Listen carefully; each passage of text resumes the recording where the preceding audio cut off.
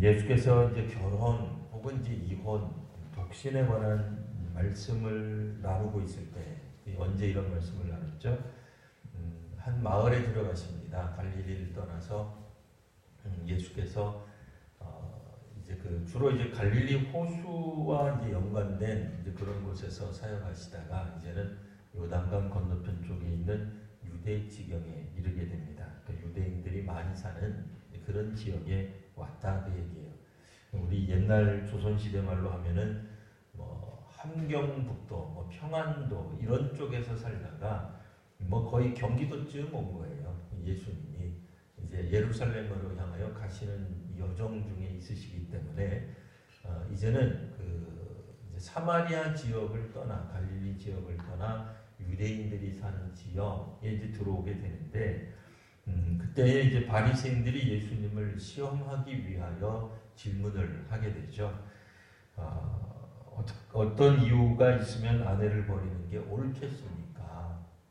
뭐 이런 이야기를 하고 예수님이 이제 원래 하나님께서 만드신 그 결혼 제도의 의미는 연합하는 것이다, 함께하는 것이다, 하나가 되는 것이다 라는 말씀을 해주십니다.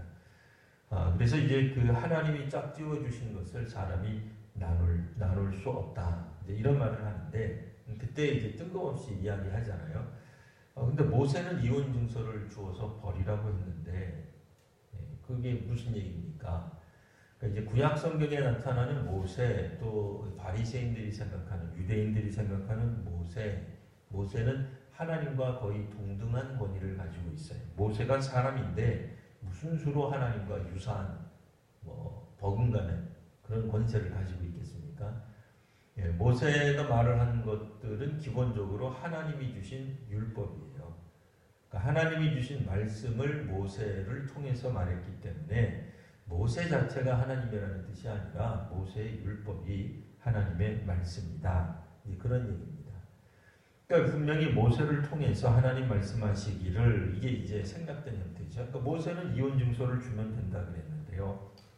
이런 얘기를 왜 한다고요? 왜 해죠?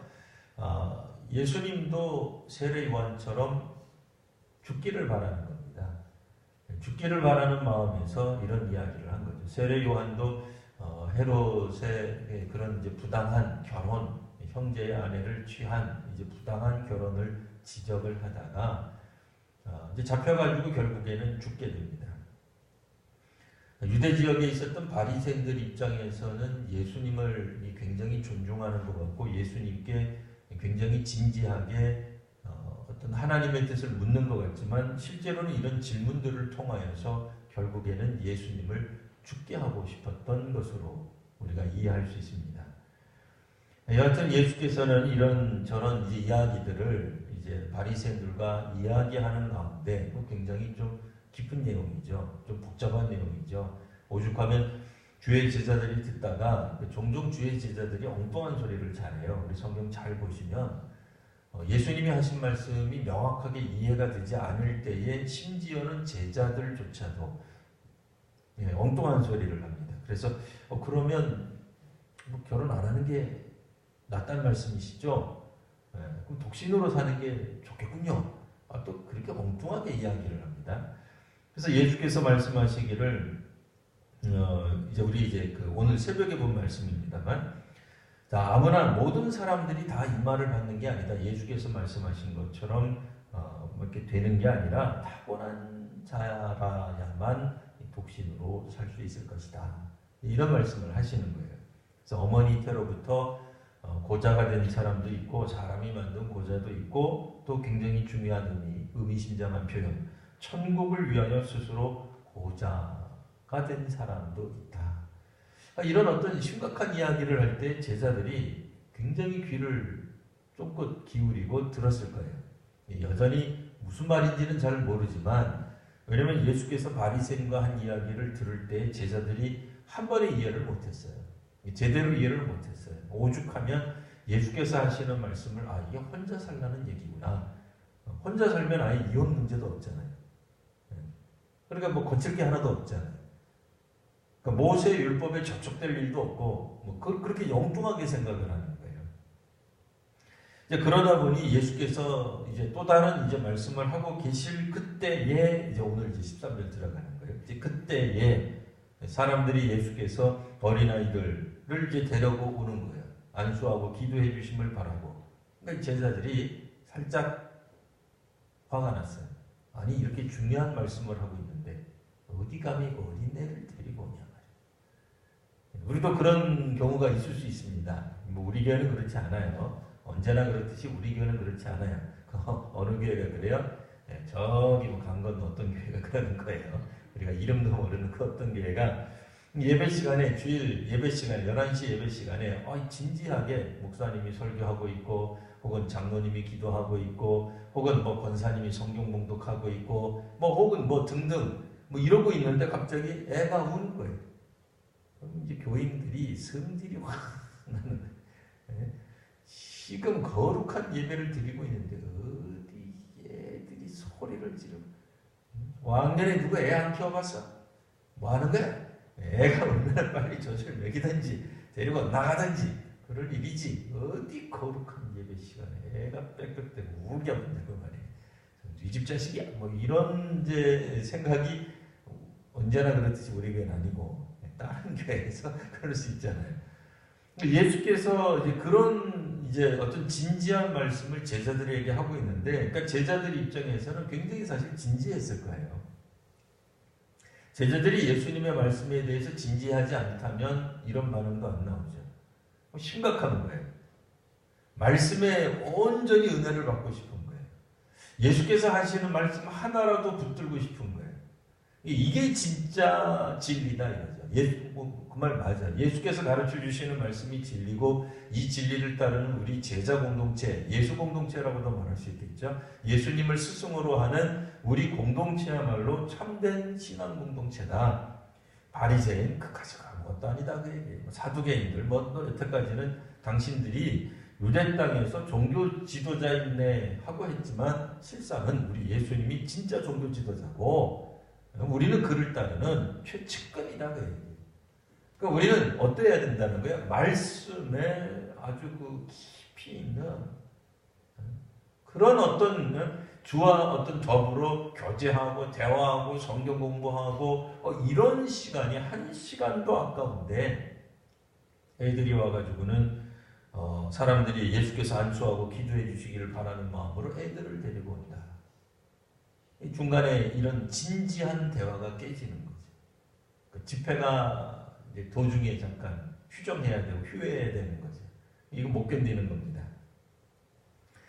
자, 그리고 나서 이제 또 우리 아시는 바와 같이 어떤 일이 있었는지 그 다음에 아시죠? 예, 천국이 이런 사람의 것이니 어린아이들을 용납해라. 내게 오는 것을 금하지 말아라. 이렇게 말씀하시고 거기를 떠나십니다. 자, 그리고 나서 바로 16절 보시면 이번에는 또 어떤 사람이 예수를 찾아옵니다.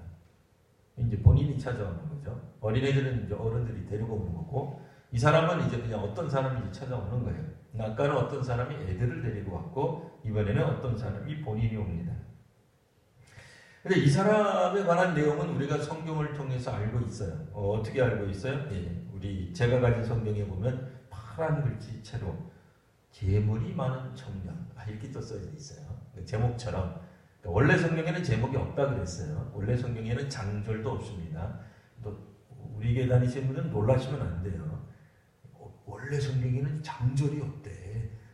놀라시면 안 돼요. 원래는 없어요. 없었다고 분명히 말씀드립니다. 너무 놀라지 마세요. 이 장절은 언제 나왔다고요? 예, 장절은 인쇄술의 발달 이후에 나온 거예요. 인쇄업자들이 만든 거예요. 그런 천박한 인쇄업자들이 만들다니. 그렇게 생각하지 마세요. 그냥 어쨌든 만든 겁니다. 자, 여하튼 어떤 사람이 이제 와가지고 하는데 재물이 많은 청년. 이 재물 많은 청년에 대한 일반 유대인들의 생각은 무엇이었을까요? 그러니까 어린아이에 대해서는 하찮은 존재. 이렇게 생각을 했다면 재물이 많은 청년. 이거는 사람이에요. 사람다운 사람. 그것도 아주 돋보이는 존재. 예수님 당시에 유대인들이 생각했을 때에 재물이 많다는 것은 복받은 것이라고 생각을 했어요. 물론 오늘날에도 재물 많은 것을 뭐 사악한 물론 이제 사회주의 성경적인 입장에서 보면 부자는 타도의 대상이에요. 부자들은 왜 부자가 된 거예요? 공평한 분배를 하지 않고 지 혼자 쥐고 있기 때문에 부자가 된 거예요. 그건 이제 사회주의 관점에서 볼 때 그렇다는 거고요. 당시에 이 유대인들이 볼 때는 부자는 존경의 대상이었어요. 사악하게 보지 않았어요. 물론 구약 시대 때 아합이라든지 그렇게 이제 악랄하고 독한 방법으로 부자가 되는 거는 옛날 구약 시대 때도 그건 악한 걸로 본 거예요. 여전히 부자라고 해서 다 좋은 건 아니에요. 그러나 기본적으로 우리가 이 성경에 나오는 부자들은 기본적으로 이제 좀 복을 받는다라는 생각이 있다. 욥이라든지 이런 사람들이 하나님 앞에서 사악한 방법으로 부자가 되었다 이렇게 생각하지 않아요. 얼마든지 긍정적이고 하나님 기뻐하시는 방법으로 부자가 될 수 있습니다. 이 시대에도 저는 건전한 방법으로 긍정적 방법으로 부자가 될 수 있다고 생각을 합니다. 여하튼 그래 이 2000년 전 예수님 시대 유대 사회에서도 무조건 부자가 다 존경받는 건 아니었던 거 다 알고 계시죠? 삭개오 같은 경우는 존경 못 받았어요. 부자라도. 모든 부자가 다 존경받는 건 아니에요. 예수님 시대나 이 시대나 마찬가지일 거예요. 근데 어쨌든 이분에 대해서 오늘 성경이 갑자기 튀어나온 이 재물 많은 이 청년은 사악한 방법으로 재물을 모아서 부자가 된 것 같지는 않아요. 그런 힌트가 전혀 없어요. 그러니까 삭개오 같은 사람이 아니에요. 세리장 같은 사람이 아니에요. 왜요? 그는 버젓이 예수님하고의 대화 가운데서 나오기를 아이고 주님, 내가 그러면 어떤 이제 예수께서 계명을 지켜라 그러니까 어떤 계명입니까? 10계명에 있는 여러 가지 것들을 쭉 얘기해요. 제가 어려서부터 지켜왔습니다. 그러니 이분은 사악한 사람이 아니에요. 로마에 빌붙어서 로마의 앞잡이 노릇하면서 악한 방법으로 부자가 된 게 아니에요. 사기쳐서 부자 된 사람이 아니에요. 건전하게 이는 하나님 앞에서 복을 받은 사람으로 간주될 수 있을 만한 부자였다라고 말할 수 있습니다. 근데 이 청년에게 부족한 것을 예수께서 보시고 말씀을 하십니다. 21절 내 소유를 팔아 가난한 자들에게 주라. 그러면 하늘에서 보화가 내게 있을 것이다. 이 청년은 하늘에 보화 쌓아두는 것은 못한 거죠. 예수께서 보실 때 그는 하늘 곳간, 그러니까 그 사람의 하늘 곳간이 있는지 우리가 알 수가 없어요. 여러분 통장 가지고 계시죠? 제가 잘 쓰는 표현으로는 여러분들이 보이지 않아도 천국은행, 하늘나라 은행에서 발행한 통장들이 여러분들이 다 있어요. 눈에 안 보여서 그렇지. 여러분 우리가 왜 일반 시중에 통장에 우리 이 돈이 있단 말이에요. 그런 것처럼 천국에 가면은 제가 그냥 이거는 성경에 없는 얘기니까 그냥 어디 가서 이단이라고 그러면 안 돼요. 여러분 천국에 가시면 여러분들에게 다 30평 작습니까? 조금 더 쓸까요? 100평짜리 아파트가 다 기본적으로 지급이 됩니다. 거기서는 무상 지급이 됩니다. 이 땅에서는 못해도 그 땅에 가면은 그 나라에 가면은 다 여러분들에게 100평의 그 아파트가 지급이 된다 이거예요. 그리고는 입주하는 순간 여러분들에게 뭘 준다고요? 통장 하나를 딱 주실 거예요. 베드로를 통해서 주시든 아브라함을 통해서 주시든 준단 말이에요. 이 통장을 쫙 열어보면 이제 거기 은행 잔고가 나올 거예요. 은행 잔고가. 근데 그게 있어야 월세를 내던 그게 우리 집이라고 하면은 아파트 관리비를 내던 천국에 가서도 아파트 관리비를 내는 게 아닙니다. 그냥 비유로 말하는 겁니다. 그렇게 써야 된단 말이에요. 근데 그러려면 어떻게 해야 되느냐? 예수께서 이 청년에게 말씀하신 게 뭐예요? 하늘나라에 보화가 내게 있을 거예요. 지금은 없다는 거예요. 하늘 통장에 잔고가 너는 없다고 얘기해요. 하늘나라에 가서 쓸 돈이 없다고 얘기해요. 하늘나라에 가서 그 돈을 쓰려고 하면은 어떻게 해야 되느냐? 지금 내가 가지고 있는 이 재물이 너의 눈앞을 가로막고 있으니 나를 따르는데 온전히 내는 방해가 되는 재물을 놓고 오거라. 그런 얘기예요. 사실 이런 이야기가 예수님의 제자들이 듣기에는 굉장히 충격적이었다라고 오늘 이제 표현하고 있는 겁니다. 왜냐하면 일반적으로 부자로 사는 게 그거 이야기하기를 율법을 지켜서 하나님이 복을 주셔서 욥처럼 복을 주셔서 아브라함처럼 복을 주셔서 그가 부자가 됐는데 예수께서 뜬금없이 말씀하시기를 율법을 맨 처음에 따르라 그랬단 말이에요. 근데 율법을 따르라는 것은 결국 예수를 따르라는 것과 같은 말로 예수님이 말씀하시는 거예요.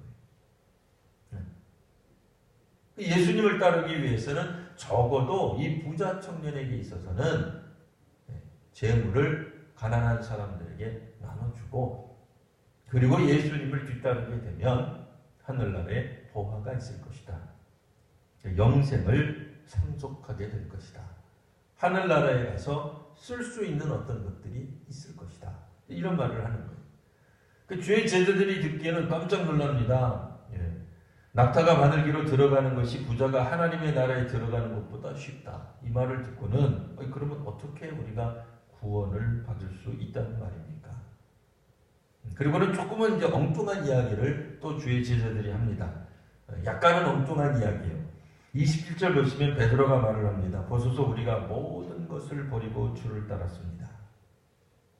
그런즉 우리가 무엇을 얻으리까?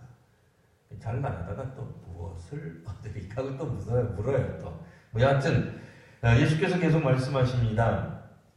자, 세상이 새롭게 되어 28절에 나오죠. 인자가 자기의 영광의 보좌에 앉을 때 나를 따르는 너희는 12보좌에 앉아서 이스라엘 12지파를 심판하게 될 것이다. 그러니까 예수님 심판하실 때 같이 있다. 좀 이상한 표현이죠. 12지파를 다스리게 될 것이다. 이제 이런 말씀입니다. 그리고 이제 분명하게 이제 그 말씀하시는 것 중에 하나, 이제 29절을 이제 하나 더 첨가하셨습니다. 또 내 이름을 위하여 집, 형제, 자매, 부모, 자식, 전토를 벌인 자는 여러 배를 받을 것이다. 라는 말씀을 하시는 거예요. 그 집도 버린다, 형제도 버린다, 자매나 부모나 자식이나 전토도 버린다. 이단들이 참 좋아하는 구절 중에 하나예요. 이 구절이. 아싸, 당신들은 자녀고 뭐고 다 버리고 우리 공동체로 들어오세요. 뭐 이런 이야기를 합니다. 이 구절을 보고. 근데 이제 우리는 물론 이단은 아니에요. 이단은 아니지만 이단들이 말하는 것도 과하게 표현되지 않는다면 어느 정도는 우리도 이게 일리 있는 말이다라고 들을 수밖에 없어요. 왜요? 예수께서 직접 하신 말이기 때문에 그래요. 내 이름을 위하여, 그러니까 예수님의 이름을 위하여 과연 우리가 버리고 있는 것이 있는가를 묻는 거예요. 그러니까 부자 입장에서는 그의 부를 버리는 거예요. 부를 버릴 때에 하늘에서 부가 형성될 것이다 라는 표현이에요. 이 땅에서의 예수님을 따르고 예수님을 뒤따르기 때문에 그의 재물을 관리할 방법이 없어요. 사실 그래요. 예수님을 위해 모든 걸 버리는 거예요. 근데 그 모든 것 중에 부자 청년이 버려야 될 거는 부예요. 부. 왜냐면 이 부자는 앞으로도 모든 것을 어떤 관점에서 봐요? 재물의 관점에서 보게 될 겁니다. 어떤 일이 벌어지든지 간에 다 이 모든 것들을 계산적으로 보게 될 거예요. 이게 가치가 있는가? 이게 돈의 문제로 계속 보게 될 거예요.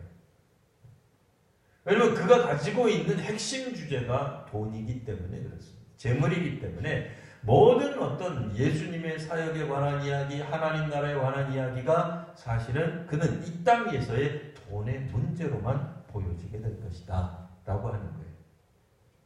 사실 뭐 대표적으로 이 부유함의 문제, 부의 문제를 가지고 나온 사람 중에 하나는 뭐 삭개오도 있습니다만 가룟 유다도 있죠. 그가 예수님 이 공동체, 제자 공동체에서 하필이면 또 전대를 맡았다 그래요. 뭐 전대 맡은 사람들이 모두 다 그런 것은 아니나 특별히 이 가룟 유다에 관하여는 그가 마지막에 예수님을 팔고 취한 것이 돈이었다로 결론이 나는 거예요. 그러니까 그의 관심이 모든 것이 다 사실은 돈의 주제로 튀어나오게 되는 거예요. 그러니까 차라리 그가 돈에 관한 것들을 내려놓는다면 천국에서 그가 오히려 보화가 있게 될 터인데 그거는 사실 뭐 당장 보이지 않잖아요. 이 땅에서의 모든 관점이 심지어는 예수님을 뒤따르는 그러니까 신앙생활하고 예수님을 뒤따르는 제자의 삶도 결국은 돈의 주제를 가지고 그는 계속 눈여겨보게 된다가 되는 거죠. 그런 관점에서 본다면 사실 오늘 본문에서는 부자에게만 이야기를 하고 있어요. 부자는 천국 가기 어렵다. 그럼 이제 우리 이런 생각할 수 있어요. 그럼 가난한 자는 천국 들어가기가 쉬울 것 아닌가? 꼭 그렇지만도 않습니다. 가난하다고 하는 것이 천국 들어가는 전제 조건이거나 우선적 조건은 또 결코 아니에요. 왜냐면 오늘 우리들이 이 말씀을 통해서 다시 한번 우리 자신을 그리고 이 시대를 살펴보면 그러면 사회주의 국가에 있는 사람들은 다 예수 잘 믿어야 돼요. 왜요? 특별한 부자가 사라지잖아요. 공평한 분배가 일어나잖아요. 그러니까 공산사회가 딱 일어나는 거예요. 그러면 특별한 부자도 없고 특별한 가난한 자도 없어요. 그럼 모두 다 구원받아야 될 거 아니에요. 그런 게 아니라니까. 그러니까 부요함과 가난하다고 해서 다 구원받는 것이냐? 그렇지 않아요. 왜요? 오늘날 우리 모든 사람들이 가난한 사람들이 뭘 바래요? 부자가 되길 원하잖아요. 복지 혜택 잘 받길 원하잖아요. 우리도 기회가 된다 그러면 부자가 되길 원하잖아요. 우리도 삶의 주제가 무엇을 통해서 보느냐가 드러나게 돼 있어요. 부자는 부자이기 때문에 재물이 그의 어떤 그런 중요한 삶의 목표예요. 관점이에요. 가치관이에요. 가난한 사람도 어떤 가난한 사람은 그럴 수 있다고 해요.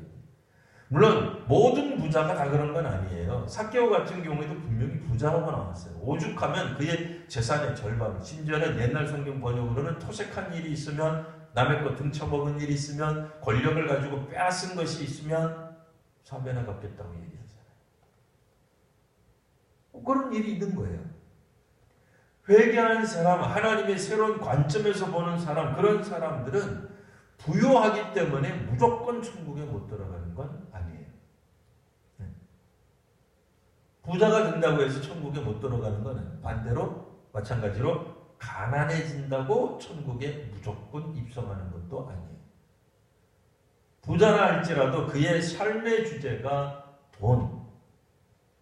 돈의 관점으로 모든 것을 바라보고 모든 그러면 이제 그 사람은 입을 열면 턱 하고 뭐가 나와요? 돈이 나와요. 돈의 주제가 나오게 돼 있어요. 자, 이런 것들을 이제 극복하지 않으면 안 되는 거예요. 그래서 예수께서 말씀하시길 29절 내 이름을 위하여 집이나 형제나 자매나 부모나 자식이나 전토, 가족도 나오지만 집의 문제, 전토의 문제, 재물의 문제도 나와요. 버린 자가 여러 배를 받고 또 영생을 상속할 것이다 라는 말씀을 해주고 계십니다. 30절 그러나 먼저 된 자로서 나중되고 나중된 자로서 먼저 될 자가 있느니라. 그럼 먼저 된 자는 누굴까요? 여기서 먼저 된 자. 여러 가지 생각할 수 있겠습니다만 구약의 율법을 먼저 받아들인 사람, 그냥 이스라엘 사람들, 바리새인들을 가르칠 수도 있어요. 그러나 또 한 가지는 뭐겠어요? 예수를 따른다고 먼저 나선 사람들일 수도 있는 거예요. 예수님하고 아주 관계가 없는 사람들이 아니라 예수님과 관계가 있는 사람으로 먼저 된 사람들. 근데 그들은 뭐한 사람들이에요? 예수님을 위하여는 버리지 않는 사람들이 되는 거예요. 하나님 나라를 위하여, 하나님을 위하여 버리지 않고 모든 것을 움켜쥐고 가는 사람, 그런 사람이 결국은 먼저 된 자로서 나중된다. 나중된 사람은 또 누구겠어요? 어린아이 같은 사람이 될 수도 있어요. 오늘 본문 안에서는 부자가 아니라 가난한 사람일 수도 있어요. 그러나 좀 더 엄밀하게 말을 하면 인생의 목표를 부에 두지 않는 사람이 되는 거예요. 재물에 두지 않는 사람이 되는 거예요. 만약 우리의 가치관을 이 땅에서 우리들이 성공하는 삶, 하나님이 복 주셨을 때 우리가 부자가 되는 것이다 라는 것으로부터 초연한 사람, 초월하에 있는 사람이라면 집도 전토도 버리고 예수님을 뒤따라갈 수 있는 겁니다. 사람마다 다 틀릴 수 있을 거예요. 사람들마다. 어떤 사람은 형제를 버려야 될 사람도 있어요. 자매를, 좀 표현이 이상하긴 합니다만 우리 이단 아닙니다. 부모나 자식을 혹은 전토를 버려야 될 수도 있어요. 근데 구약시대 때 우리가 알고 있듯이 예수님 시대도 그렇습니다만 집이나 전토라고 하는 건 뭐예요? 구약 때 이스라엘 사람들이 가나안 땅에 들어갔을 때 주께서 주신 게 바로 뭐예요? 땅이에요. 땅. 각 지파마다 하나님이 분배해 주신 거예요. 하나님이 주신 거예요. 하나님이 주신 전토, 그 전토 위에다가 자기 집을 짓는 거예요. 남의 땅 위에 자기 집 지으면 안 돼요. 그건 큰일 나는 겁니다.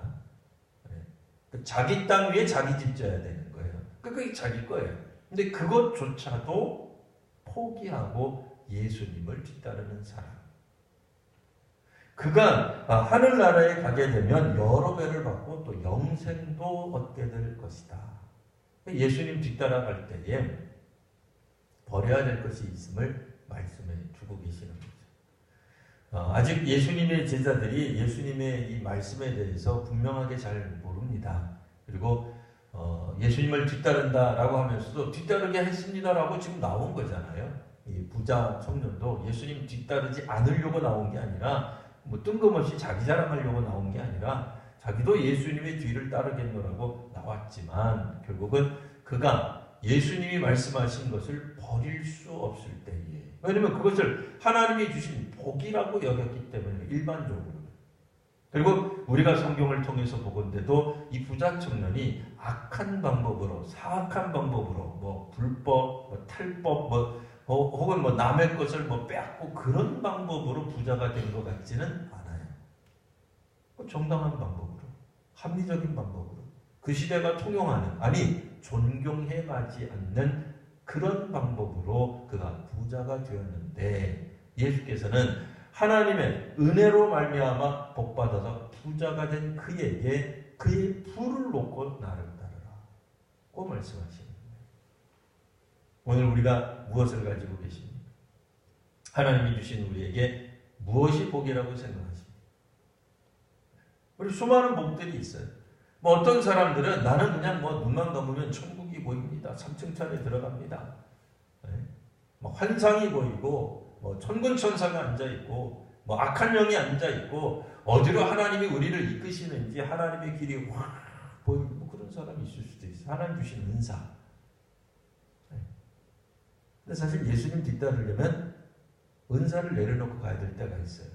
이게 잘 이해하시면 됩니다. 은사를 많이 받아보신 분들은 쉽게 이해가 돼요. 자기가 가진 은사가 주님을 따르는데 오히려 방해가 돼요. 자기 스스로 하나님처럼 돼요. 자기가 모든 것을 다 판단해. 선과 악을 다 판단해. 자기 기준이 돼버려요. 왜? 자기가 은사가 많기 때문에 선과 악을 다 볼 수 있다고 여기게 돼.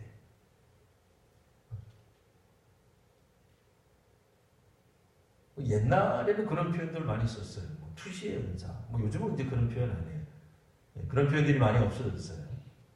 사람을 보면 그 사람 속에 무슨 감정이 들어있는지, 무슨 의도로 저 사람이 저런 얘기를 하고 있는지, 무슨 나쁜 짓을 하고 있는지, 그 웅크러진 그 잠재의식 속에 들어가 있는 그의 숨은 의도를 발견하는 그런 이제 투시 은사도 있단 말이에요. 벽 뒤에 뭐가 있는 걸 보는 걸 투시라 그러잖아요. 그런 것처럼 사람들 마음 저 깊은 곳에 어떤 마음이 저사리고 있는지를 볼 줄 아는. 근데 그런 게 만약 우리 속에 있다고 생각해 보세요. 사람을 어떻게 보겠어요? 내가 가진 은사대로 그렇게 재단하죠. 잘라버리죠. 저 설교자는 지금 자기 자랑하는 설교를 하는 거야. 지금. 저 장로님은 지금 기도를 하고 있는데 여전히 자기 자랑을 하고 있어. 치고. 성경 공부하다가도 저거는 저 성경 공부 지도자가 구역장님이 될 수도 있겠죠. 역시 하찮은 그의 신앙 지식을 가지고 자랑하는 거예요. 제거할 수 있고.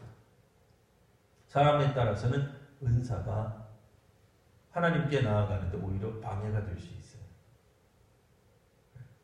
그가 갖고 있는 깊은 영적 체험이 오히려 다른 사람을 그러니까 더 많이 이해하고 더 많이 섬기는데 장애 요소가 될 수 있습니다. 물론 은사를 통해서 우리가 조금 더 하나님께 나아가고 우리가 깨닫지 못했던 하나님의 은총을 깨닫고 그런 데 분명히 가능합니다. 불가능한 게 아니죠. 제가 이제 가끔 그냥 우스갯소리로 하는 얘기입니다만 여러분 그 신유의 은사 아시죠? 병 고쳐지는 은사가 있어요. 근데 이 병 고침을 받으면 여러분 어떤 상태가 돼요? 우리 또 반주자님이 또 맨 앞에 계시니까 여러분들이 잘 놀라도 진짜가 아니에요. 그냥 예를 드는 거예요. 반주자님이 사실은 병이 많아요. 우리 교회에서 이제 은사, 신유의 은사가 가지신 분이 손을 머리에 대고 그냥 기도를 해줬어요. 어떤 현상이 벌어질까? 병이 나았어요. 병이 나았다는 얘기는 보통 사람하고 똑같으신 거예요. 이해되세요? 그러니까 이 안수기도 받고 신유 은사를 통해서 그가 슈퍼맨이 되는 게 아니에요. 초인이 되는 게 아니에요. 뭐가 돼요? 우리랑 똑같은 사람이 되는 거예요. 눈이 아팠는데 눈이 낫고, 머리가 아팠는데 머리가 낫고, 허리가 아팠는데 허리가 낫고, 이가 아팠는데 이가 낫고, 암에 걸렸는데 암이 낫고. 물론 암이 나는 건 놀라운 일이에요. 그건 기적이죠. 근데 그 기적이 결국은 뭐예요? 우리와 똑같아지는 거예요. 그잖아요. 심장이 하나였다가 심장이 두 개가 되고 그런 게 아니에요. 그러다 보니까 이제 한국에 그런 일들이 있었어요. 기도 세게 받으면 이가, 치아가 금리로 바뀐다. 그런 또 희한한 교회들이 있었어요. 저는 아직까지는 직접 보거나 제가 그런 은사를 안 받았기 때문에 확인할 길이 없어요. 근데 진짜로 그런 걸 믿는 분들이 있긴 있어요. 근데 여하튼 제가 믿기로는 가장 좋은 신유 은사는 뭐다? 우리의 이가, 썩은 이가 온전한 이로 바뀌어야 좋은 거지 금리로 바뀌는 건 좋은 게 아니에요. 우리의 이가 갑자기 임플란트로 바뀐다. 그거 좋은 게 아니에요. 그렇잖아요. 금리로 바뀌는 게 뭐가 더 좋은? 그냥 평소 우리의 온전한 그냥 이가 되면 되는 거예요. 다른 거 사실 필요 없어요. 근데 이제 문제는 뭐예요? 그게 우리의 능력은 아니잖아요. 하나님이 주신 거죠. 하나님이 우리의 기도를 통해 혹은 안수함을 통해 혹은 우리가 그의 글을 보면서 마음씀을 통해 하나님의 역사가 나타나는 거잖아요. 근데 어떤 사람들은 그 은사가 제 것으로, 자기 것으로 여겨요. 그럼 어떻게 되겠어요? 자기 밑으로 다 줄 서라 그러는 거죠. 아파요? 병원 갔다 그러면 손가락질해. 병원을 가야? 밑도 밑도 없이. 왜 병원 가냐 말이에요. 누구한테 가면 낫는데? 예수님이 아니라, 하나님이 아니라 나한테 얘기하면 되는데. 내가 기도하면 다 낫는데. 내가 다 할 수 있는데. 내가 하나님으로부터 은사를 받았는데. 왜 나한테 안 오고? 이상해지는 거예요. 자기가 가진 은사가 사실은 하나님께 나아가는데 방해가 될 수도 있어요. 물론 우리가 믿음이 막 힘들고 어렵고 정말 하나님에 대해 진실로 하나님이 정말 살아계신가 알고 싶어 할 때에 막 방언이 터졌어요. 남들이 하는 거 부러워했는데 내가 방언이 터졌어요. 그럼 신나죠. 하나님 살아계시는구나. 확신하게 되죠. 확신하고 자기가 하나님을 더더욱 잘 믿는데 그 은사를 감사히 여기면은 상관없죠. 근데 이제 그 은사를 가지고 다른 사람을 이제 잣대로 보는 거예요. 저 보아니 반주자니 기도해야 할 때 그냥 반주만 하지 방언 기도를 안 해. 그럼 어떻게 돼요? 내가 이상해지는 거죠. 그렇게 생각하는, 판단하는. 사실 오늘 우리가 가지고 있는 것이 무엇이든 그게 하나님의 복을 주셔서 우리들에게 주신 것들이에요. 그런 것들이 오늘 본문을 통해서 보건데 부자라고 하는 것이 막연하게 아까도 말했듯이 무슨 공산이나 사회주의 관점에서 보는 그런 악랄한 어떤 그런 부자 그런 게 아니에요. 성경이 그렇게 악하게 이 사람을 막 예수님이 이 악하고 게으른 이 사악한 정한 네가 그런 식으로 돈을 벌었으니 네가 망한 이렇게 얘기하신 게 아니에요. 예. 그런 정당한 방법으로 하나님이 당시에 생각할 수 있는 긍정적 방법으로 하나님이 복 주시는 방법으로 그가 부자가 되었다고 볼 수 있어요. 그거를 하나님이 우리에게 요구하실 수 있어요. 그걸 달라는 거예요. 아브라함에게 그의 아들 이삭을 바치라고 말씀하신 것처럼 정당하게 하나님이 축복으로 하나님이 허락하셔서 주신 것을 되돌려 달라고 말씀하실 수 있다. 욥을 보면 욥이 뭐라고 간증해요? 그 간증은 너무 멋지잖아요. 주께서 주신 것이니 주께서 거두어 가실 수도 있는 거예요. 그게 때로는 우리의 건강일 수도 있어요. 생명일 수 있어요. 자녀일 수도 있어요. 우리의 부요함일 수도 있어요. 그러니까 오직 하나님과 견줄 수 있는 게 없는 거, 하나님과 대등한 혹은 하나님과 비교할 만한 것이 더는 없다라고 생각할 때에 주를 따르게 됩니다. 주를 따를 때 뭘 가지고 생각 안 해요? 돈의 가치를 놓고 생각하지 않아요. 가련유다가 뭐라 그래요? 이 돈이면, 그런 얘기 기억나시죠? 어떤 여인이 와서 향유를 탁 부어요. 근데 뭐라 그래요? 이 돈이면 가난한 사람들 배불리게 할 수 있을 텐데. 그런 얘기 하잖아요. 사실 거기서 중요한 게 뭐예요? 그거 맞아요. 그 분석이 맞다니까요. 틀린 게 아니라니까요. 가룟유다가 잘못 보고 상상하고 과장되게 이야기한 게 결코 아니에요. 100번 맞는 말이에요. 한 가지 놓치시면 안 돼요. 가룟유다의 관점은 어디가 있다? 돈에 가 있다. 하나님의 일이 이루어지는 그곳에 가 있지 않아요. 그가 볼 때는 하나님의 일을 하더라도 돈을 가치 있게 써야 된다. 근데 말은 그렇게 하고 있지만 결국은 관심이, 관점이, 가치관이 돈이라고 하는 게 드러나는 거예요. 그 사람이 갖고 있는 보물이 있는 곳에 그의 마음도 있는 거예요. 예수께서 말리시잖아요. 아니다, 그는 내 장사를 이기는 것이다. 근데 그게 안 보이는 거예요. 하나님이 하시는 일은 보이지 않고 오로지 돈의 흐름, 돈을 어디다 쓰면 훨씬 더 유용하게 쓸 텐데의 관점이 가는 거예요. 다시 한번, 가룟유다의 분석은 틀린 분석은 아닙니다. 맞는 분석이에요. 그러나 그의 관점은 어디에 가 있다고요? 관심사는 돈에 가 있는 거예요. 그러니 예수님의 사역이 뭐든지 어떤 잣대로 보이는 거예요? 돈의 관점으로 보이기 시작하는 거예요. 그러니까 이 부자 청년이 걸림이 된 게 무엇일까? 우리가 오늘 본문 안에서는 아주 많은 내용들을 담고 있지는 않아요. 그러나 이제 성경 전반을 통해서 우리가 살펴보건대 이 부자 청년이 가지고 있는 관점, 관심사, 가치관이 부에 있었다라고 하는 겁니다. 그런 의미에서 부자가 하나님 나라 들어가는 것이 어렵다라는 말씀으로 우리가 이해할 수 있습니다.